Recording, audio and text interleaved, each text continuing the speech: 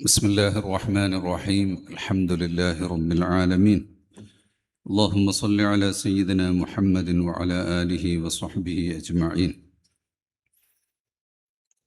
സാമൂതിരിയുടെ നാള് എന്നാണ് കോഴിക്കോട് അറിയപ്പെടുന്നത്.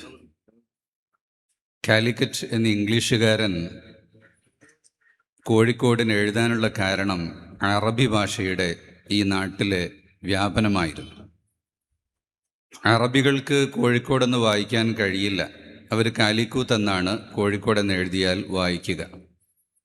ആ കാലിക്കൂത്തിനെ ഇംഗ്ലീഷിൽ എഴുതിയപ്പോഴാണ് കാലിക്കൂട്ട് എന്നാണ് യഥാർത്ഥത്തിൽ ഇംഗ്ലീഷിൽ എഴുതിയത്.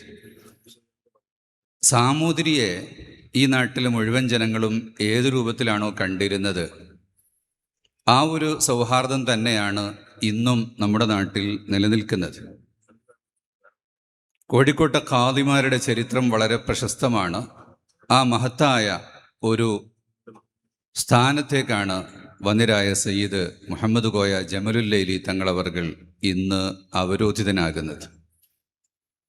ലോകപ്രശസ്ത സാഹിത്യകാരനും എഴുത്തുകാരനും ആത്മീയ ഗുരുവുമായിരുന്ന ഖാദി മുഹമ്മദ് അവർകൾ അമേരിക്കയിലും ഫിജിയിലും ന്യൂസിലാൻഡിലും ഓസ്ട്രേലിയയിലുമൊക്കെയുള്ള മൈഗ്രൻ്റ് മലയാളീസ്, അവർക്കിന്ന് മലയാളം ഒരക്ഷരം പോലും അറിയില്ലെങ്കിലും ഖാദി മുഹമ്മദ് അവർകൾ രചിച്ച മുഹീദ്ദീൻ മാല അവർക്ക് കാണാതെ അറിയാം. അവരുടെ പ്രശസ്തമായ അറബി ഗ്രന്ഥമാണ് ഫതുഹുൽ മുബീൻ. നേരത്തെ ഇവിടെ പരാമർശിച്ചു. അതിൽ പറയുന്ന 2 വരികൾ മാത്രം ഈ സദസ്സിന് ഏറ്റവും കൂടുതൽ ശ്രദ്ധേയമായ ഒരു കാര്യം എന്ന നിലയ്ക്ക് ഞാനിവിടെ ഓർക്കുകയാണ്. വയഅലമുൽ ഹിമ്മത ലിസ്സുൽത്താനി السامري المشهور في البلدان. السامري من سامودري صاحب كاليكوت المشهور لا زال من فضل الغناء المعمور وهو محب ديننا الإسلامي. സാമൂതിരി രാജാവിൻ്റെ പോരിഷ പറയുകയാണ്. അറബിയിൽ ഒരു ഗ്രന്ഥം എന്തിനാണ് ഖാദി അവർകൾ രചിച്ചത്? മലയാളികൾക്ക് വേണ്ടിയല്ല. അറബ് ലോകം മുഴുവനും കോഴിക്കോടിൻ്റെ കഥ അറിയാൻ വേണ്ടിയാണ്. ആ ഗ്രന്ഥത്തിൽ അവർ പറയുന്നത് വഹുവ മുഹിബ്ബു ദീനിനൽ ഇസ്ലാമി, സാമൂതിരി നമ്മുടെ ദീനുൽ ഇസ്ലാമിനെ വളരെ കൂടുതൽ സ്നേഹിക്കുന്ന ഒരു വ്യക്തിയാണ്. വൽ മുസ്ലിമീന, മുസ്ലിമീങ്ങളെയും, ബൈനദൽ അനാമി നാസിറു ദീനിന, ഈ മതത്തിനു വേണ്ടി ഒരുപാട് സപ്പോർട്ടുകൾ ചെയ്യുന്ന വ്യക്തിയുമാണ്. വ മുജിരി ഷറഇന, മുസ്ലിങ്ങൾക്കിടയിൽ ഷറഇന്റെ കാര്യങ്ങൾ നടപ്പിലാക്കുന്നതിന് ആവശ്യമായ കാര്യങ്ങൾ ചെയ്തു കൊടുക്കുന്ന ആളും ആണ്. ഇപ്പൊ ഭരണാധികാരികൾ മറ്റു മതക്കാരായാലും പൊതുഭരണമായാലും ഒക്കെ ഓരോ മതക്കാർക്കും അവരുടെ മതത്തിൻ്റെതായ രീതികൾ നടപ്പിലാക്കുന്നതിന് ആവശ്യമായ സൗകര്യങ്ങൾ ചെയ്തു കൊടുക്കുക. അതിൽപ്പെട്ടതാണ് ഖാദിയെ നിയമിക്കുക എന്നതും. ഹത്ത ബിഖുതുബത്തിൻ അലാ സുൽത്താനിന വൽ മുസ്ലിമൂന കുല്ലുഹും റഅയ്യ വഇൻ യകുൻ ഫീ അയ്യി അർദിൻ ബൽദ എന്ന് പറഞ്ഞിട്ട് വിശാലമായ ആ കവിതയാണത്. അപ്പൊ എന്താണ് ഈ ഒരു ഖാദി സ്ഥാനം എന്ന് പറയുന്നത്? ഇസ്ലാമിക ഭരണകൂടമുള്ള സ്ഥലത്തുള്ള ഒരു വിധികർത്താവ് എന്ന് പറയുന്ന ഖാദിയല്ല, മറിച്ച് മുസ്ലിംകൾ അഖല്ലിയത്തായൊരു നാട്ടിൽ പോലും അവരുടെ ആവശ്യങ്ങൾ പലതും നിറവേറ്റാൻ ഒരു ഖാദി ആവശ്യമാണ്. അപ്പോൾ ആ ഖാദിയെ ഗവൺമെന്റ് നിശ്ചയിക്കും, അല്ലെങ്കിൽ നാട്ടിലുള്ള ഹല്ലുൽ അഖ്ദി, അഹ്ലുൽ ഹല്ലി വൽ അഖ്ദ് എന്ന് പറയും. നാട്ടുകാരണവന്മാരെന്നാണ് മലയാളത്തിൽ പ്രയോഗിക്കുക. ആ നാട്ടിലെ മുസ്ലിംകൾക്കിടയിൽ അധികാരമുള്ള കമ്മിറ്റിക്കാർ എന്നൊരർത്ഥം. അവർ നിശ്ചയിക്കും ഖാദിയെ നിശ്ചയിച്ചു കഴിഞ്ഞാൽ പിന്നെ പിരിച്ചുവിടാൻ കമ്മിറ്റിക്ക് അധികാരവും ഇല്ല. ഖാദിയാണ് പിന്നെ അധികാരം കൂടുതലുള്ള ആൾ. ആ ഖാദി നമ്മുടെ നാട്ടിൽ ഏറ്റവും പ്രധാനപ്പെട്ട ഒന്ന് നോമ്പിന്റെ മാസം ഉറപ്പിക്കുക, പെരുന്നാളിന്റെ മാസം ഉറപ്പിക്കുക. സൂമു ലിറുയതിഹി വഅഫ്തിറു ലിറുയതിഹി വഇൻ ഗുമ്മ അലൈക്കും ഫഅക്മിലു ഇദ്ദത ശഅബാന 30. നോമ്പ് മാസം കണ്ടാൽ മാത്രം നോമ്പനുഷ്ഠിക്കുക, മാസം കണ്ടാൽ മാത്രം പെരുന്നാൾ ആഘോഷിക്കുക, അല്ലെങ്കിൽ 30 ദിവസം പൂർത്തിയാക്കുക. അതിൻ്റെ അടിസ്ഥാനത്തിൽ അത് ഉറപ്പിക്കുന്നത് ഖാദിയാണ്. ഖാദി ഉറപ്പിച്ചാൽ പിന്നെ അന്ന മാസം കാണുമോ ഇല്ലയോ എന്നൊന്നും നോക്കേണ്ടതില്ല. ഖാദിക്കാണ് അതിൻ്റെ ഉത്തരവാദിത്വം. അത് ഉറപ്പിച്ചാൽ നമുക്കെല്ലാം പെരുന്നാളാകും. അതുപോലെ ഖാദി നിക്കാഹിന് കാർമ്മികത്വം കൊടുക്കുന്ന ഒരാളല്ല ഖാദി. നിക്കാഹിന് ആർക്കും കാർമ്മികത്വം കൊടുക്കാം. പക്ഷെ ആ നിക്കാഹിനെ കുറിച്ച് വിവരമുള്ള ഒരാൾ ആ കാര്യം ശരിയാകുന്നു എന്ന് ഉറപ്പുവരുത്താനും ഒരു തബറുക്കിനും വേണ്ടിയാണ് അതിന് മഹത്തുക്കളായ ആളുകൾ നേതൃത്വം കൊടുക്കുന്നത്. ഖാദിമാരത് നിർവഹിക്കും, അതുപോലെ ഖാദി നിശ്ചയിക്കുന്ന ആളുകളും അല്ലാത്ത നുവാബുകളും ഒക്കെ അത് നിശ്ചയിക്കും. അതേസമയത്ത് ഖാദി തന്നെ നടത്തിക്കൊടുക്കേണ്ട നിക്കാഹ് വലിയില്ലാതെ വന്നാൽ, അല്ലെങ്കിൽ വലിയ മഫ്കൂദായി പോയാൽ, ഒരു പെൺകുട്ടിയുടെ രക്ഷിതാവ്, ഇസ്ലാമിൽ പറഞ്ഞിട്ടുള്ള പിതാവും പിതാമഹൻ പോലുള്ള രക്ഷിതാവ് ഇല്ലാത്തൊരു ഘട്ടത്തിലും, ഇനി രക്ഷിതാവ് അപ്രത്യക്ഷനായാലും, അങ്ങനത്തെ പല ഘട്ടങ്ങളിലും ഖാദി പ്രത്യേകമായ റോൾ വഹിക്കേണ്ടതാണ്. അവിടെ ഖാദി ഉണ്ടാകണം. അങ്ങനെ ഒരുപാട് കാര്യങ്ങൾ, സമൂഹത്തിന്റെ സാമുദായിക അന്തരീക്ഷം, സൗഹാർദ്ദ അന്തരീക്ഷം നിലനിർത്തുക, ജനങ്ങളെ മസ്ലഹത്തിൽ നിലനിർത്തുക, വഖഫ് സ്വത്തുകൾ സംരക്ഷിക്കുക, ഇങ്ങനെയുള്ള ഒരുപാട് ഉത്തരവാദിത്തങ്ങൾ ഉള്ള വലിയ ഒരു കാര്യം ആണ് ഖാദി എന്ന് പറയുന്നത്.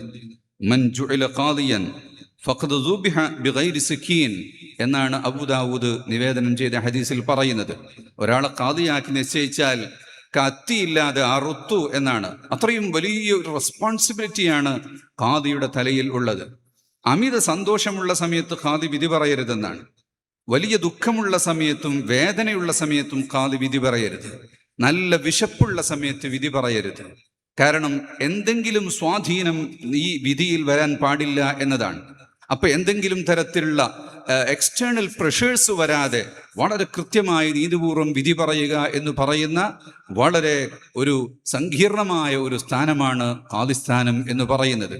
അതാകണമെങ്കിൽ ഒരു ഫഖീഹായിരിക്കണം, മതപരമായ നല്ല അറിവുണ്ടായിരിക്കണം. നമ്മുടെ കാലഘട്ടത്തിൽ ലഭ്യമാകുന്ന നിലക്കുള്ള പണ്ഡിതന്മാരിൽ ഏറ്റവും നല്ല ഒരു പണ്ഡിതൻ ബഹുമാനപ്പെട്ട സയ്യിദ് ജമലുൽ ലൈലി തങ്ങളവറുകൾ, ആ നിലക്ക് ദർസ് നടത്തി പരിചയം ഉള്ള, ഫത്വ കൊടുത്ത് പരിചയം ഉള്ള, ദീനിയായ കാര്യങ്ങളിൽ വിധി പറയാൻ കഴിവുള്ള ഒരു പണ്ഡിതനാണ് എന്നത് ഖാദിസ്ഥാനത്തിന് ഏറ്റവും അനുയോജ്യമായ ഒന്നാണ് എന്ന കാര്യത്തിൽ യാതൊരു സംശയവും ഇല്ല. അതോടൊപ്പം സയ്യിദ് കൂടി ആയാൽ നല്ലതാണ്. ഖാദിയാകാൻ സയ്യിദാവൽ നിർബന്ധമില്ല, പക്ഷെ സയ്യിദ് കൂടി ആയാൽ അതൊരു പ്ലസ് പോയിന്റ് ആണ്.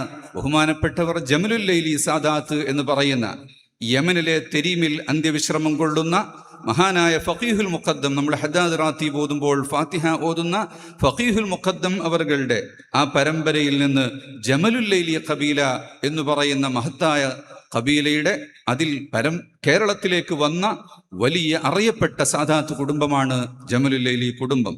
ആ കുടുംബത്തിൽപ്പെട്ട മഹാൻ കൂടിയാണ് ഇന്നത്തെ ഇവിടെ ഖാദിയാകുന്നത് എന്നതിൽ നമുക്ക് വളരെയേറെ സന്തോഷം ഉണ്ട്. ആക്ടിംഗ് ഖാദിയായി ഇപ്പോൾ പ്രവർത്തിക്കുന്ന സഫീർ സഖാഫി, അദ്ദേഹം ഈ നാട്ടുകാരനാണ്. ഈ ജുമാ മസ്ജിദ് എന്ന് പറയുന്നത് കോഴിക്കോട്ടെ ഒരു യൂണിവേഴ്സിറ്റി ആയിരുന്നു എന്നാണ് ചരിത്രം പറയുന്നത്. ആർ കെ രമേശ് എഴുതിയ അദ്ദേഹത്തിന്റെ ഒരു നോട്ടിൽ ഞാൻ വായിച്ചിട്ടുണ്ട്. ഒരു കാലത്ത് ഈ കുറ്റിച്ചിറ ചുറ്റും, ഈ കുളത്തിന് ചുറ്റും വൈകുന്നേരം കോഫി കഴിക്കാൻ വേണ്ടി ഇരുന്നത് 32 രാഷ്ട്രങ്ങളിലെ ആളുകളായിരുന്നു എന്നാണ്. അത്രയും വലിയൊരു വാണിജ്യ കേന്ദ്രമായിരുന്നു. അതാണ് ഇവിടെ മിസ്കാൽ മസ്ജിദും ജുമാ മസ്ജിദും മുച്ചന്തി മസ്ജിദും തുടങ്ങി ധാരാളം മസ്ജിദുകൾ, ചർച്ചും ടെമ്പിളും ബഹായി, യഹൂദി, പലതരത്തിലുള്ള, അതുപോലെ മുസ്ലിം ഈ ബോറ കമ്മ്യൂണിറ്റിയുടെ നേതാക്കന്മാർ ഇവിടെ ഇരിപ്പുണ്ട്, അവരുടെ ആരാധനാലയം, അങ്ങനെ എല്ലാം ചേർന്നിട്ടുള്ള ഒരു സൗഹാർദ്ദത്തിന്റെ വലിയൊരു കേന്ദ്രം, വലിയ വാണിജ്യ കേന്ദ്രം കൂടിയായിരുന്നു. സാമൂതിരിയുടെ ഒരു ബിസിനസ് സ്ട്രാറ്റജിയുടെ ഭാഗമായിട്ടാണ് അദ്ദേഹം മുക്കുവന്മാരുടെ ഓരോ വീട്ടിലും ഒരു മുസ്ലിം ഉണ്ടാകണം എന്ന് പറഞ്ഞത്. അതെന്തിനായിരുന്നു എന്ന് പറഞ്ഞാൽ, അവർ മുസ്ലിം ആകുമ്പോഴേ പൊതുവെ അറബി ഭാഷ പഠിക്കുകയുള്ളൂ. അറബി ഭാഷ ഉണ്ടാകുമ്പോഴേ വാണിജ്യ ഭാഷയായ, അന്നത്തെ വാണിജ്യ ഭാഷയായ അറബി കൂടുതൽ ജനങ്ങളിൽ ഉണ്ടാകുമ്പോൾ അറബികളാണ് ഈ നാട്ടിലേക്ക് ഏറ്റവും കൂടുതൽ സമ്പത്ത് കൊണ്ടുവരുന്നത്. അതുകൊണ്ട് അവരെ സ്വീകരിക്കാൻ പറ്റിയ ആളുകൾ ഓരോ വീട്ടിലും ഉണ്ടാകണം. അതാണ് മുക്കുവന്മാരെ പുതു ഇസ്ലാം, പൂസ്ലാൻ എന്നുള്ള ഒരു പ്രയോഗത്തിൽ പിൽക്കാലത്ത് പ്രയോഗിച്ചു വന്നത്. അങ്ങനെയുള്ള അറബി കച്ചവടക്കാരുടെ വരവ് കണ്ടിട്ടാണ് ഈ ഒരു നാഹുദ മിസ്കാൽ എന്ന് പറയുന്ന ഒരു അറബി കച്ചവടക്കാരൻ ഇന്ന് 8 നൂറ്റാണ്ടുകൾക്ക് ശേഷവും അതിമനോഹരമായ സഞ്ചാരികളുടെ പറുദീസയായി നിലകൊള്ളുന്ന ഈ മസ്ജിദ് ഇവിടെ ഉണ്ടാക്കപ്പെട്ടിട്ടുള്ളത്. അങ്ങനെ ആ വാണിജ്യ സംഘം ഇവിടെ വരികയും നല്ല സൗഹാർദ്ദത്തിൽ കഴിയുകയും ചെയ്തു. വാസ്കോ ഡ ഗാമ വന്ന് മഞ്ഞക്കണ്ണുമായി വലിയങ്ങാടിയിലൂടെ നടന്നപ്പോൾ നീളക്കുപ്പായമിട്ട് നടക്കുന്ന അറബികൾ കുതിരവണ്ടിയിൽ ഓടുന്നതാണ് കാണുന്നത്. അദ്ദേഹം മനസ്സിലാക്കുന്നത്, ഇവിടുന്ന് അറബികൾ സുഗന്ധവ്യഞ്ജനങ്ങൾ വാങ്ങിക്കൊണ്ടുവന്ന് യൂറോപ്പിലേക്ക് വിൽക്കുകയാണ്. സാമൂതിരിയുമായി ഒരു ഡയറക്റ്റ് കോൺട്രാക്റ്റ് ഉണ്ടാക്കാം, എങ്കിൽ ഈ മിഡിൽ മാൻ ഒഴിവാക്കാം എന്നാണ്. സാമൂതിരി മുസ്ലിങ്ങളുമായി വളരെ നേരത്തെ ആ ഖാദി മുഹമ്മദ് അവർകൾ പറഞ്ഞ പോലെയുള്ള സൗഹാർദ്ദമുള്ള വ്യക്തിയാ, ആ സ്വഭാവമുള്ള വ്യക്തിയാ. സാമൂതിരി പറഞ്ഞു, ഇത് മൊണോപ്പോളി ഇറ്റ്സ് നോട്ട് പോസിബിൾ, അതിവിടെ സാധ്യമല്ല. എന്തെങ്കിലും 2 തുട്ടിന് വേണ്ടി, ഒരല്പം നാണയ വർധനവിന് വേണ്ടി എൻ്റെ ദീർഘകാല ഒരു ബന്ധത്തെ ഒരിക്കലും ഞാൻ മുറിക്കുകയില്ല, എത്ര പൈസ കൂടുതൽ തന്നാലും. അങ്ങനെയാണ് പിന്നെ ഗാമ കൊച്ചിയിലേക്ക് പോകുന്നതും അവിടെ ഉടമ്പടി ഉണ്ടാക്കുന്നതും കോഴിക്കോടിനെ അറ്റാക്ക് ചെയ്യാൻ വേണ്ടി വരുന്നതും. കോഴിക്കോട്ടെ സാമൂതിരിയുടെ പ്രധാന പടയാളികൾ അവർ കടത്തനാട് ഗുരുക്കന്മാരാണ്, നായർ പടയാളികളാണ്. നായർ പടയാളികൾക്ക് കടലിറങ്ങി യുദ്ധം ചെയ്യാൻ പാടില്ല എന്നവർക്ക് വിശ്വാസമുള്ളത് കൊണ്ട് അതിനെ എങ്ങനെ നേരിടും? അതാണ് മഹാനായ ശൈഖ് ജിഫ്രി തങ്ങളും പൊന്നാനിയിലെ മഹാനായ മഖ്ദൂം തങ്ങളും പോലുള്ള മഹാപണ്ഡിതന്മാരും സയ്യിദന്മാരുമായൊക്കെ ആയുള്ള സാമൂതിരിയുടെ ആ ബന്ധം. അദ്ദേഹത്തിന്റെ ആവശ്യപ്രകാരം മഖ്ദൂം കുഞ്ഞാലിമാരുടെ നേതൃത്വത്തിൽ മുസ്ലിം പടക്ക് അയച്ചു കൊടുത്തു. അവർ കത്തെഴുതിയിട്ട് ഈജിപ്തിൽ നിന്നും തുർക്കിയിൽ നിന്നുമൊക്കെ നേവിയെ വരുത്തി. അങ്ങനെയാണ് കോഴിക്കോടിനെ സംരക്ഷിച്ചത്. അല്ലെങ്കിൽ കോഴിക്കോട് ഒരു ഗോവയായി മാറുമായിരുന്നു. അപ്പൊ ഈ കോഴിക്കോട് ഹൈന്ദവ മുസ്ലിം സാഹോദര്യം നിലനിർത്തി ഇവിടെ വന്ന ക്രിസ്ത്യാനികളെയും മറ്റേതു മതക്കാരെയും സ്വീകരിക്കുന്ന നല്ലൊരു കേന്ദ്രമായി ഇന്നും നിലകൊള്ളുന്നതും വാണിജ്യത്തിന്റെ നല്ലൊരു ഈറ്റില്ലമായി നമ്മുടെ നാട് നിലനിൽക്കുന്നതും എല്ലാം അന്ന് സാമൂതിരി എടുത്ത ആ ഒരു നിലപാടിന്റെ അടിസ്ഥാനത്തിലാണ്. അപ്പോ മുസ്ലിം സമൂഹം ഒരു ഖാദിക്ക് കൊടുക്കുന്ന ആദരവ്, അവർ പറയുന്ന വിധികൾ അങ്ങനെ തന്നെ അംഗീകരിക്കുക എന്ന് പറയുന്ന ആ ഒരു പൊസിഷന് നമ്മുടെ നാടുകളിൽ പാരമ്പര്യമായി നിലനിർത്തിപ്പോരുന്ന ആ ഒരു കാര്യമാണ് മഹാനായ സയ്യിദ് അവർക്ക് ഇവിടെ നിർവഹിക്കാനുള്ളത്. അള്ളാഹു തൗഫീഖ് നൽകുമാറാവട്ടെ. അറബികളും യൂറോപ്യരും റഷ്യക്കാരും ചൈനക്കാരും എല്ലാവരും കോഴിക്കോട്ട് വരുമ്പോൾ കാണാൻ വരുന്ന ഈ 5 നില കെട്ടിടം വെറും കല്ലും മണ്ണും മരവും മാത്രം ഉപയോഗിച്ചുണ്ടാക്കിയ ഈ ഒരു കെട്ടിടം അതിമനോഹരമായി മാഷാ അല്ലാഹ് നമ്മുടെ കമ്മിറ്റി വളരെ ഭംഗിയായി സൂക്ഷിക്കുന്നുണ്ട്. ഹാഷിം സാഹിബിനെ പോലുള്ള ആളുകൾ, വിശ്വപൗരന്മാർ, ലോകത്തെല്ലാം ബന്ധമുള്ള ബിസിനസ്സുകാർ നേതൃത്വത്തിലുണ്ടാകുമ്പോൾ തങ്ങളെപ്പോലുള്ള ഒരു വ്യക്തി കൂടെ ഇതിൽ ചേർന്നാൽ തീർച്ചയായും ഇത് ഇനിയും മനോഹരമായി മാറ്റാൻ കഴിയും. നമുക്ക് സെൻട്രൽ ഗവൺമെന്റിന്റെ ടൂറിസം ഫണ്ടിൽ നിന്ന് ഒരിക്കൽ ഫണ്ട് ലഭിച്ചിട്ടുണ്ട്. ദുബായിലെ ജുമാൽ മാജിദിന്റെ ഒരു ഫണ്ട് ലഭിച്ചിട്ടുണ്ട്. അതുകൊണ്ടൊക്കെ പരമാവധി നന്നാക്കി ഇനി മുകളിലും എല്ലാ സ്ഥലത്തും എപ്പോഴും വൃത്തിയായി നിൽക്കണമെങ്കിൽ നല്ല ജോലിക്കാർ കൂടുതൽ വേണം, അതിന് വരുമാനം കൂടുതൽ വേണം, അതിനാവശ്യമായ കാര്യങ്ങളൊക്കെ ഉണ്ടാക്കണം. കോഴിക്കോട്ടുകാരെ സംബന്ധിച്ചിടത്തോളം അതിനൊന്നും പ്രയാസമുണ്ട് എന്നെനിക്ക് തോന്നുന്നില്ല.